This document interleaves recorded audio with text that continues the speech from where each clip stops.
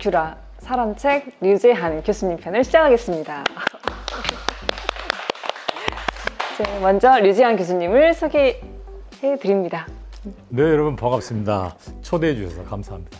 네, 저는 시민자유대학 김옥희입니다. 반갑습니다. 류재한 교수님과 함께 이야기할 주제는 인간과 도시입니다. 네, 이제 교수님께서는 광주가 도시 구성 면에서나 시민들의 삶의 질 면에서나 도시로서 아름다운 기능을 하지 못하고 이제 교수님이 말씀하신 인간의 문의를 잘 보존하고 기억하지 못하는 도시라고 보고 계시는 것 같은데요. 혹시 그 원인과 구체적인 사례 몇 가지 들어볼 수 있을까요? 앙드레 마송에 라빌 크라니엔이라고 하는 그림이 있어요. 보면은 크라니엔, 그러니까 두개골의 도시입니다. 인간의 두개골. 여러분, 두개골은 이 머리뼈는 이 뇌를 보호해주는 위쪽 뼈와 그다음에 우리가 보고 그다음에 그 냄새를 맡고 이쪽을 담당하는 또 이쪽 뼈가 있어요. 그리고 그 뼈와 뼈를 연결하는 쪽을 봉합이라고 그래요. 근데 그 앙드레 마송이 그린 그림 중에 두개골 도시라고 하는 것은 도시의 기능적인 부분만이 아닌 도시가 어떻게 기억을 저장하고 관련된 부분들을 해야 할 것인가를 보여줘요. 그러니까 예를 들어서 우리가 이 안구 쪽을 이쪽을 담당하는 이쪽이 함몰돼 버린다든지 그럼 어떻게 되겠어요? 큰일 나죠. 그다음에 숨골이 있죠. 그 숨골 바람 도시로 따지면 바람길이죠. 인간에 의해서 숨골이 뇌압이 상승을 한다든지 해가지고 이렇게 숨골이 막혀버린다든지 하면은 큰일 나죠. 그러니까 도시 역시 저 두개골처럼 유기체라는 얘기입니다. 그러니까 조금 전에 말씀하셨던 인간의 문의, 우리의 흔적, 이 흔적들이 필요한 곳에 그렇게 다 자리 잡고 있어야만 되는 거죠. 그럼 이제 광주로 돌아오자면 광주가 있어야 할 곳에 우리의 기억들이 있어야 할 곳에 있느냐? 그렇지는 않죠. 우리 일반적인 비유를 한번 해보죠. 어떤 집에 우리가 방문을 했더니 그 방문한 집에 엄청나게 고급지고 아름다운 것들이 많아요. 근데 그냥 어떤 질서 없이 막 있는 것과 그렇지 않고 조그만 집이지만 자기의 질서에 맞춰서 아름답게 배열되어 있고 그리고 그 사람의 의중을 사는 사람의 그런 것을 읽어낼 수 있을 때. 근데 여러분들이 가서 그 멋지고 비싼 물건들이 아무렇게나 했지만 이 사람 재력이 좋구나 하지만 그 나오면서 느끼는 것은 뭐죠? 진짜 돈 자랑한다는 말입니다. 그렇죠? 네. 광주 역시 도시가 있어야 할 곳에, 있어야 할 곳이라고 하는 것은 우리의 기억이 있어야 할 곳에 있는가, 그리고 과거의 기억들, 우리가 여러 가지 있는 것들이 산재해 있을 수도 있거든요. 그렇다면 그런 것들을 엮어내는 것은 시민의 역할입니다. 제가 이제 플라네르 얘기를 곧 해야 되는데 이 플라네르의 역할이에요. 그러니까 물리적으로 이동을 해서 만드는 게 아니라 그 길을 심리적 길이기도 하고요. 자기가 읽어내는 방식의 어떤 그런 것들을 만들어내는 거죠. 근데 광주가 지금 그런 것을 만들어주지도 않고 있고, 그리고 도시 구성에서도 이루어지지 않는다는 거죠. 좀 얘기가 길어질 것 같은데 혹시 여러분 나가사키 가보셨나요? 일본에? 나가사키 우동을 먹었습니다. 좋습니다. 나가사키 우동이 와카란이라는 음식에 와가 화, 일본의 화, 일본 지기들이 화라고 그래요. 그래서 화식이라고 하죠. 일본의 음식을 지들이 조화로울 화자. 카는 중국의 중화할 때 라는 네덜란드의 란자, 와카란. 세 국가의 문화의 융합이 이루어져서 만드는 와카란 음식이라고 그래요. 그건 이제 나가사키, 조금 전에 나가사키 우동을 얘기를 했으니까 이제 말씀하시는데, 제가 이제 나가사키를 얘기한 이유는 나가사키 도시를 읽어내는 프로그램이 있어요. 프로젝트가 나가사키 사로쿠라고 하는 프로그램이에요. 사로쿠는 슬렁슬렁 어슬렁 걷다. 불어에서 플라네르의 똑같은 거예요. 근데 일본 말로는 아루쿠가 슬렁슬렁 걷다라는 뜻이고 나가사키 방언이 사로쿠예요. 근데 그걸 가지고 이제 만든 게 그러니까 한때 나가사키가 한 1년에 한 500만 명 이상의 관광객이 왔어요. 그 관광객은 어떤 관광객이냐? 단체 관광객. 우리 경주가 예전에 그랬듯이 단체 관광객은 뭐죠? 포석정이랑 여러분들 가보셔서 알겠지만 그냥 가서 보고 줄 따라 쭉 나가버리는 이런 여행이죠. 그러니까 도시를 하나의 텍스트로 생각하고 마주하고 거기에 그 흔적들을 읽어내며 그 앙드레 마송의 그 라빌 카니엔처럼 있어야 할 곳 그런 것을 찾아다니며 읽어내야 하는 그런 관광객이 아닌 단체 관광객이죠. 그런데 단체 관광객이 필요 없게 된 거죠. 그러면서 어느 순간부터 관광객 그 숫자가 급감을 하게 되죠. 그러자 시에서 생각한 게 아니라 시민들이 자발적으로 나서서 사로쿠를 만든 거예요. 이 네 가지 프로그램이 있는데 첫 번째가 나가사키 그 사로쿠 유라고 하는 게 유람할 때 유자. 여기는 49개의 프로그램이 그 안에 들어있을 거예요. 걷는 프로그램인데 자기 혼자서 얼마든지 찾아다니면서 볼 수 있게끔 프로그램을 만들어 놨어요. 두 번째 통사로쿠. 그것은 가이드가 그게 이제 시민 가이드인데 시민 플라너죠. 이 사람이 잘 모르는 사람을 데리고 다니면서 그 나가사키의 그런 여러 가지를 소개하고 문화와 이런 것들을 안내해주는 그런 이제 사로쿠죠. 세 번째가 통입니다. 통사로쿠. 아니 학사로쿠. 전문가가 그 진짜 이제 같이 해주는 거죠. 이 학사로쿠는 예약을 해야 되고 전문가가 있어야만 되니까. 그리고 마지막 사로쿠가 식사로쿠예요. 조금 전에 말했던 와카라는 음식을 얘기했듯이 거기는 걸으면서 이 나가사키의 정체성이 담긴 삼국의 문화가 섞여 있는 그런 음식들을 먹는 거예요. 같이 음식 여행입니다. 전부 도시를 읽는 방식이에요. 자, 돌아가자면 나가사키가 하는 그 플라네르 양성 프로그램이라든지 이런 것들, 그 다음에 그런 것들은 미니 개발한 건데 관이 그걸 이제 옆에서 도와주죠. 같이 거버넌스로 이제 관이 지원을 하고 이름으로써 가장 중요한 것은 시민이 직접 나서서 그러니까 시민의 자발적 참여 정도가 아니라 시민이 기획하고 주도하는 거죠. 그게 플라네르 도시예요. 광주가 그런 도시로 가야 한다는 거죠. 그 앙드레 마숑의 두개골 그림과 나가사키의 사로쿠 문화를 예로 들어주셨습니다. 도시란 손길이 통해야 하는 유기체이어야 하고 기억해야 할 것들이 그 자리에 그대로 보존되어야 하고 또 그 도시의 문화를 직접 시민이 기획할 수 있는 곳이어야 하는데 광주는 그런 면에서 많이 부족하지 않나 하는 의견이신 것 같습니다. 네. 그런데 이제 교수님께서는 그 미디어 아트 창의도시 선정에 큰 역할을 했다라고 들었습니다. 네. 그리고 요즘에도 광주 문화사업 추진에서 다양한 자문을 하고 계시는데요. 혹시 이 과정에서 경험하셨던 어떤 어려움이나 문제점들은 어떤 게 있을까요? 그 봉착한 그 문제가 바로 그런 난제가 그거였죠. 어떤 분야를 정할 것인가에 대해서 설왕설래. 우리의 뭐 어떤 뒷받침할 만한 어떤 인프라라든지 아니면 거기에 그러니까 제일 먼저 우리가 얘기할 게 인프라가 있느냐 관련. 그럼 거기에 대한 소프트웨어가 있느냐. 그 다음에 그런 것들을 구체적으로 운영할 수 있는 휴먼웨어가 있는가.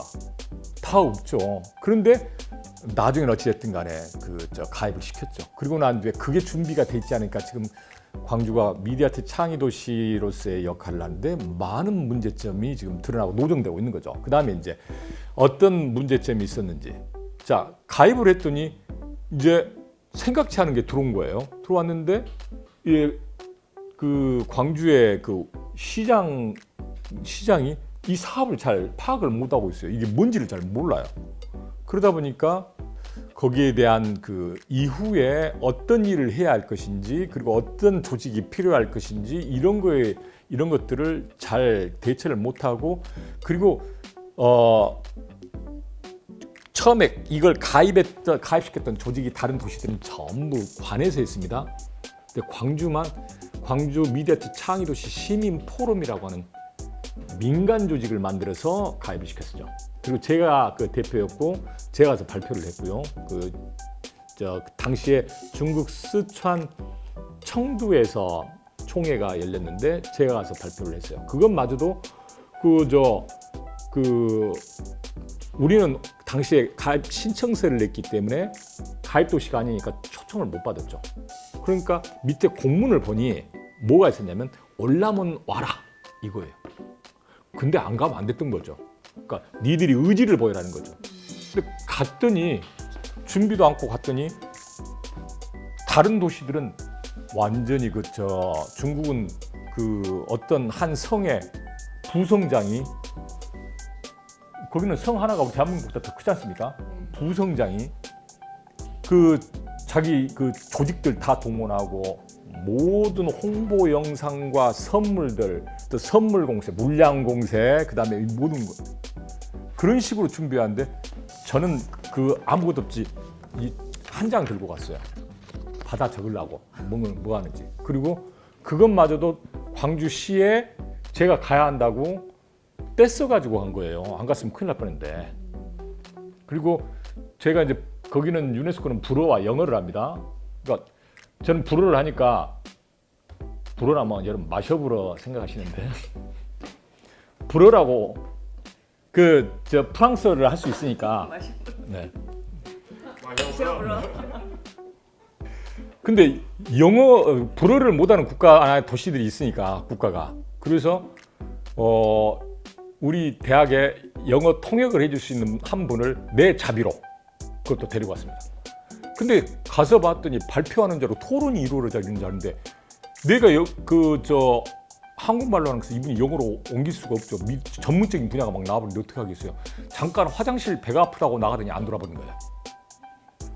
그래서 한 1시간 반 이상 2시간 정도를 이제 그때부터 막 얘기가 이제 오고 간 거죠. 광주에 대해서 이제 어필을 해야 되는데 아무것도 저에게는 아무것도 없는 그런 상태에서 자 이제 그런 문제들부터 해서 이후 제가 이제 그때 가입시켰던 광주 미디어아트 창의 시민 포럼이라는 조직의 역할을 하든지 특히 민간이 앞장서서 했다는 거에 대해서 점수를 많이 받았는데 다녀온 뒤로 시장이 이제 됐고 다른 분이 됐고 그리고 난 뒤에 이 사업이 원래는 도시 디자인과 그러니까 도시의 물리적 공간을 다루는 이런 쪽에 있다가 제가 문화예술과로 옮겨주십시오. 그래서 문화예술과로 옮겨갖고 이후에 이 사업이 문화재단으로 가고 막 그러더니 나중에 흔적도 없이 우리 조직마저도 사라져버린 거예요. 기억하지 못한 자신들의 흔적마저도 남겨두지 않는. 그리고 미디어아트라고 하는 게 뭐예요? 미디어라고 하는 게 뭡니까? 비판과 저항이죠. 잘못된 것에 대한 그런 것을 좀 담고 있는데 우리의 잘못된 기억을 지키려고 하지 않는 이런 거에 대해서도 우리가 얘기하지 않는 그런 것들. 총체적으로 지금 보면은 어떤 도시의 물리적 공간이라든지 이런 걸 다룬 데서 아니면 빛을 쏘고 도시에 매핑을 하고 이런 거에 있어서는 미디어아트를 한다고 지금 하는데 제가 볼 때는 원래의 방향성과는 다르다라고 말씀을 드려서 조금은 아쉽다라고 얘기하지. 아주 잘못됐다라고 얘기하면 또 이제 안 되니까 조금 아쉽다. 이제 교수님께서 이제 미디어 아트 창의 도시에 대해서 말씀하신 발언 중에서 이제 광주시 전체를 이제 캠퍼스로 사용해야 한다라는 말씀이 참 재미있었는데요. 좀 더 자세한 설명 부탁드립니다. 지금 우리가 이제 5월이 되면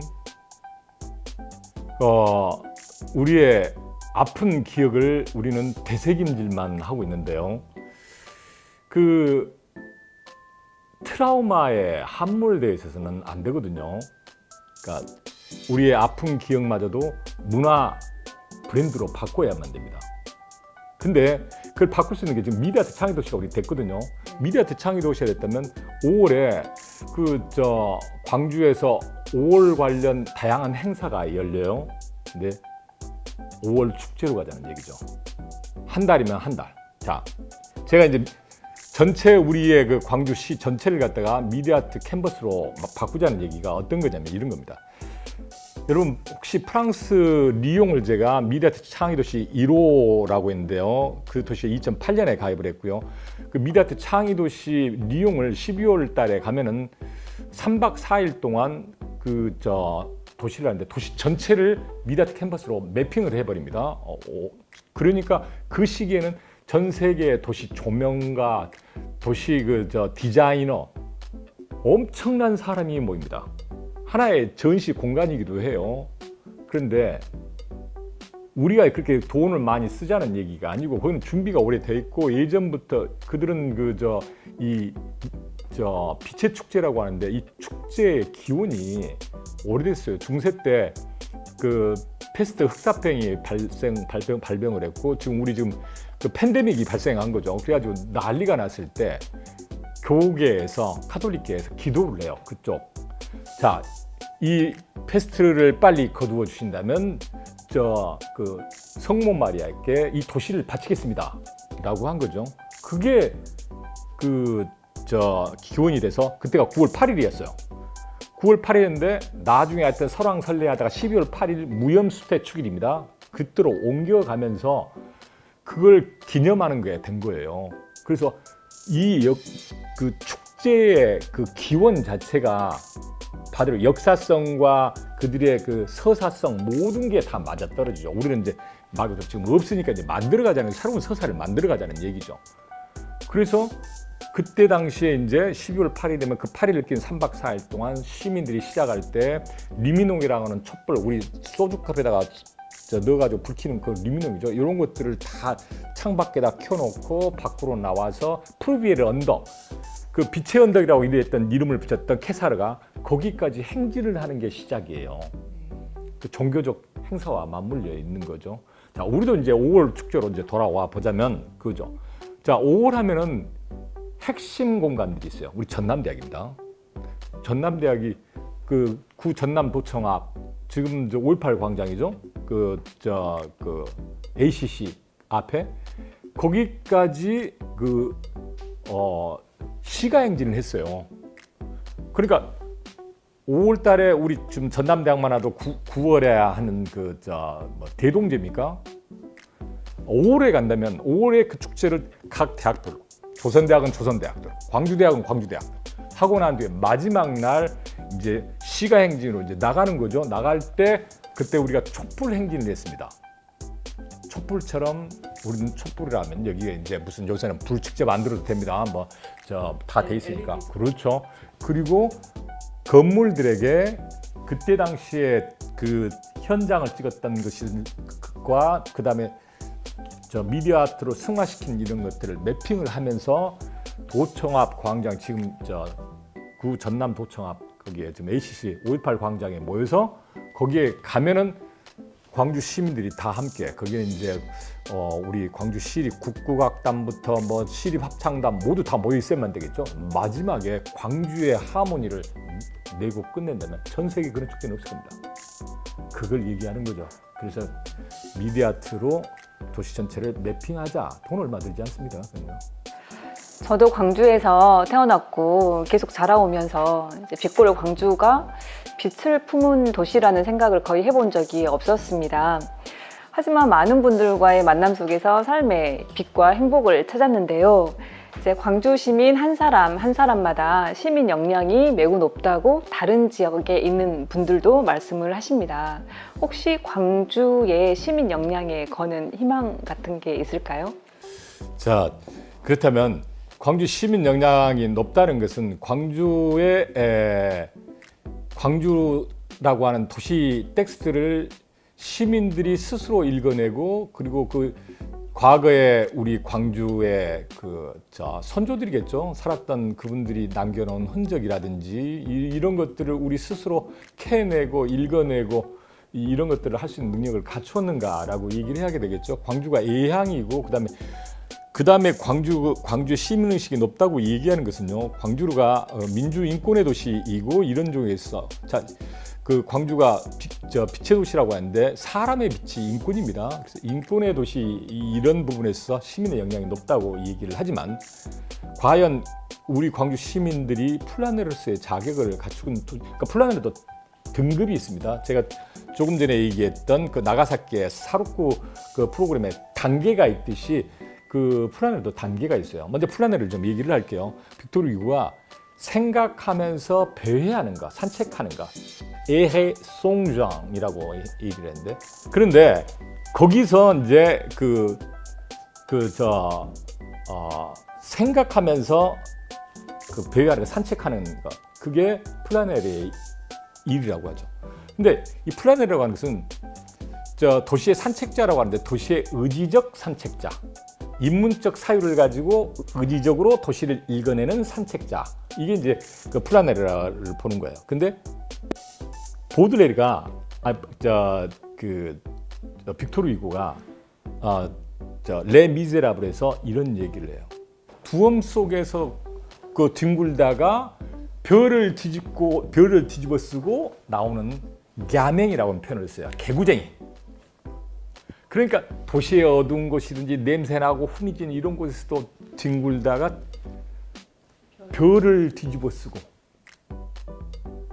몽상과 모든 이런 걸 가지고 나오는 자, 플라네르의 원조예요. 그게 원조. 그러니까 몽상가이자 걷기는 이제 거기는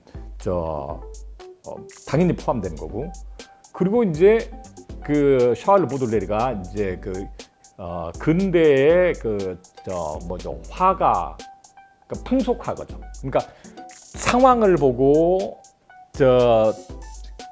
그 도시의 산책자가 그걸 하든지 어떤 것을 보고 그것을 풍속화를 그리듯이 그려내는 자, 자기 상상, 있는 그대로 그리는 게 아니라 자기의 상상력에 의해서 이렇게 그려내는 자, 그러니까 몽상가이자 철학자이자 문학자. 그리고 발터 벤야민에게 와가지고 이제 발터 벤야민이 아비테 시니피 레세데 타스라고 그래요. 뭐냐면 산다는 것, 그것은 흔적을 남기는 것이다, 이것을 의미한다.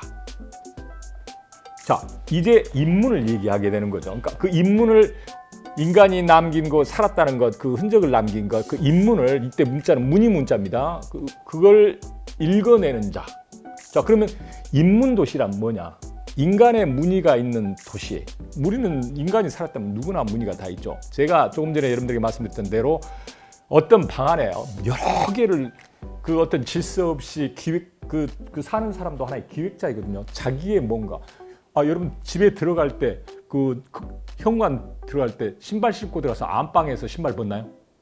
공간을 활용하는 자기 그게 있죠. 마찬가지입니다. 그러니까 거기 도시 역시 그런 거 있을 때 그 무늬가 있고 이런 것들을 플라네르가 읽어낼 때 그 도시가 인문도시가 되는 거예요. 지금 말하는 우리 인문도시. 뭐냐면 흔적들이 남아있는 것을, 그 흔적을 갖다가 이 문자가 입문할 때 이 문자는 기록할 문자이기도 합니다. 그럴 문자이기도 하고요. 그 흔적들을 기록해 주는 거죠. 그러니까 이미 기록되어 있는 것들을 스스로 자기 나름대로 재기록하는 거죠. 그런 사람들이 많아질 때, 광주시의 시민들이 그런 역할을 할 때 인문도시가 되는 거죠. 그러니까 도시를 같이 모여서 프로그램에서 도시란 무엇인가, 아니면 무슨 문학에 대해서 토론하고 유명한 강사 모셔다가 하는 게, 그게 인문도시가 아니고요. 그건 하나의 프로그램이고요. 시민 스스로가 참여하여 인문을 읽어내는 플라너로서 인문도시를 한 사람 한 사람 다 완성해 갈 때, 그게 진정한 인문도시가 되는 거죠. 그러니까 광주 시민이 그런 역량을 갖추었는가? 저부터 갖추려고 좀 노력하고 있습니다. 플라네르가 많을 때 그 도시가 진정한 인문도시가 된다는 말씀이셨습니다. 또한 문화도시가 되는 거고요. 네, 인문도시, 문화도시가 된다는 말씀이셨습니다.